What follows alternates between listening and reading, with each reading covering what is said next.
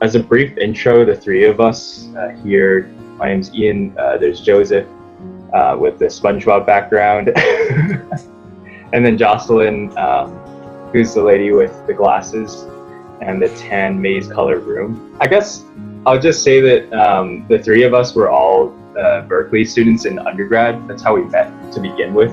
But then after graduating, we all took separate paths to sort of stay within the discipline of architecture. But some of us, such as Joseph, who's in the discipline right now, working at Jacobs, the engineering firm and architecture firm. I, on the other hand, went to the East Coast, to Pennsylvania for grad school at UPenn, and then so did Jocelyn at the Harvard GSD. Yeah, I guess I can talk about just how I got to where I am today and some of my interests today. I first went to undergrad in Berkeley because I was interested in doing something more creative, but I've never tested out. No one in my family is an architect. I think one experience that really stands out to me after I graduated from Berkeley was teaching at Embark Studio. And so my professor actually recommended me to the head instructor of Embark Summer Academy. I think that was my first job in which I really, really enjoyed. Like, I didn't feel like I was ever working. That's been something that's been kind of driving me along, like the possibility of sometime in the future being able to teach and to inspire the next generation and to kind of be a role model and to give back to the profession. In grad school, I've been so appreciative of even more mentors that I've kind of acquired, and these people are from very, very different paths. And just the teacher I mentioned before, like Grace, she went to Harvard College, and then she graduated from Harvard, and she's been on the East Coast for a long time, and she's been teaching in various places. But from her, I get to see, the life of somebody who's like half, halfway in academia and halfway in practice. My path thus far has been inspired by a lot of really great mentors and a lot of making decisions of where to go next, even though I didn't fully see the whole picture. You're totally right that you're still learning in grad school, and you're not just, funneling yourself into a particular type of architects just yet. You're still trying to, find different routes and path and time for students to find what their specific talents are and what their skills are, and to really sort of explore themselves. I was reading the ARE sort of exam, and there's 6 exams in that ARE test.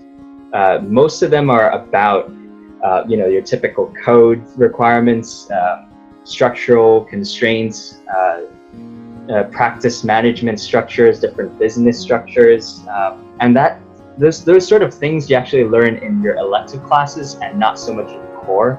The core studios seem to be about developing the student's style and their familiarity with the software, but coming out in the profession, which I'm sure Joseph could talk about a lot more. I had that dream to pursue architecture somehow, but I didn't actually know what it was. Anyways, fast forward from community college, similar to Jocelyn's story, and just throughout this whole journey, I found a lot of mentors. And similar to Jocelyn, I met Alan, which was like a really great inspiration of mine, at Berkeley. And then Ian and I were in the studio for real estate development.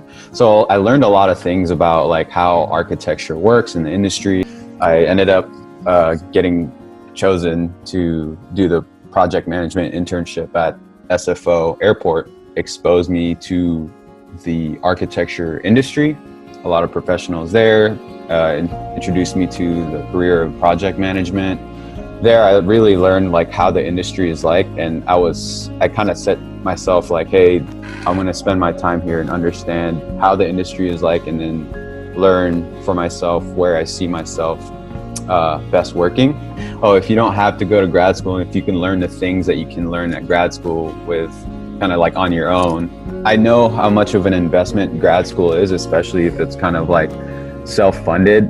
It's a life investment, Rocky is also a Berkeley student. He's an engineer right now for the California utilities committee. Dude, yeah, I've heard horror stories about engineering lectures and exams filling up halls of like up to, I don't know, 100, 200 people. And the things the professor was talking about was so, so hard, and I could not understand it. I have to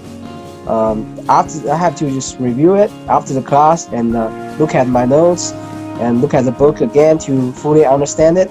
I'm not actually that a technical person, to be honest.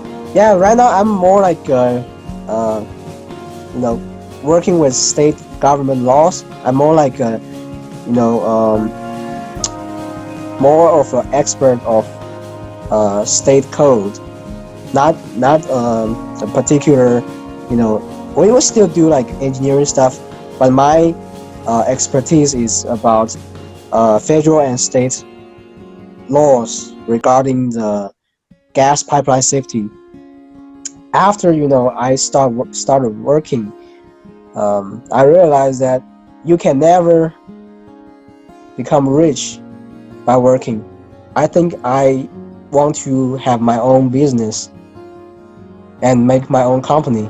I think that's something we could talk about too, like with working from home and like keeping a job. Like another technique for me was like do all your work. Some threads that I was thinking about when I was listening to everyone talk is that it seems like this is a very passionate group of people. Like throughout everyone's stories, you can hear how, whether that passion has been, it seems like as we've gone through all these trials and different situations, or we ended up in places where we didn't think we were in, it's so amazing. You're encouraging to hear that, this group of people still has different passions, whether it takes a new form. Maybe it's not the same as, when we started undergrad, but it's evolved into new channels.